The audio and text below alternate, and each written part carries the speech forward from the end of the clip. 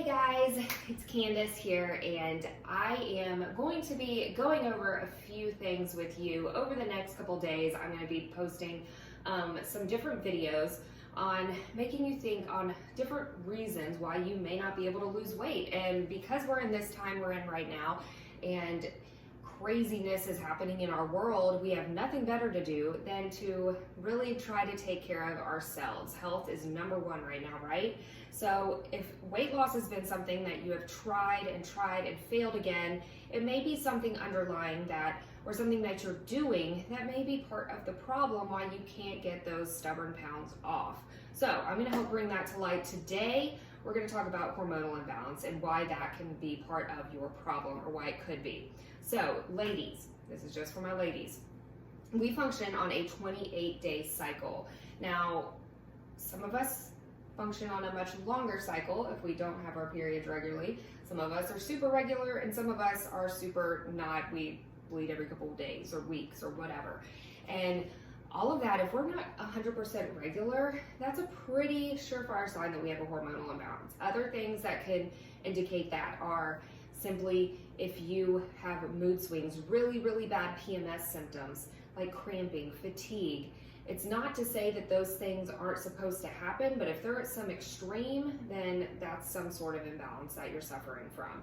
Now, if you have PCOS, that's another sign of a hormonal imbalance. If you've been diagnosed with some sort of hormonal imbalance, like really high estrogen or low estrogen, if you have amenorrhea, where you don't have a period at all, that is something that I have suffered from in the past, and that can be a definite indicator. If you take different medicines, birth control is actually giving you a fake period, fake cycle. So if you're bleeding when you're on birth control, it's not a real period. Not sure if you knew that. And with that said, when you are on that the longer you're on birth control, when you decide to come off it, if you are deciding to try to get pregnant, you can find that you're super irregular, or you may not even have a period for a few months. And that's because your body is not used to not having those fake hormones. And so it has to reteach itself how to work. Now you add into gut dysbiosis or dysregulation, different other issues like hypothyroidism, different things that mess with your pituitary gland, which is what releases those sex hormones when they're supposed to be released throughout our cycle. If there's other things messing with that to happen, then you're definitely going to have some hormonal imbalances. So if you are someone and you think this could be you, what can you do? Well, of course you can go to your doctor, you can talk to them about it. That should be your first step. But secondly, there's certain things like cycle syncing, and it is something that I am implementing in my life right now, and there's different ways you can do that. So we function on a 28-day cycle, short and sweet. 28-day cycle, there's 4 phases in that cycle, and within each phase something is happening. So either hormones are rising or falling, and we want to do things in our life to support those hormones as they're supposed to be rising or falling. And sometimes when we have irregular periods or hormone dysregulation, whatever you want to call it, when we have that, a lot of times those hormones are not getting filtered through our liver well enough, or they're being reabsorbed and they're getting too high, and that's what can lead to estrogen dominance, PCOS, and stuff like that. So we want to do things to support the process that our body is supposed to be taking. So that means adding in certain foods, that means doing workouts at certain times.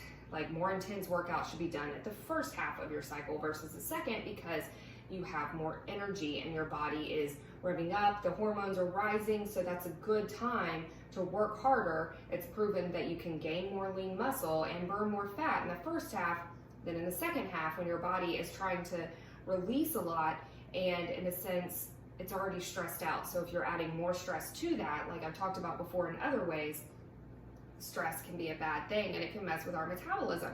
So if you are someone who you think this could be and you want more guidance on that, I have a freebie that you can download that is in regards to workouts. And then I also have on how to kind of cycle sync your workouts. It's a big overview. It's not a direct plan, so don't get your hopes up. However, I do have a direct plan, and I have one that kind of groups in the nutrition and self-care along with that. And it's a 4-week plan, and it is available. There's a link below, and it's also available on my website at CandaceCFit.com.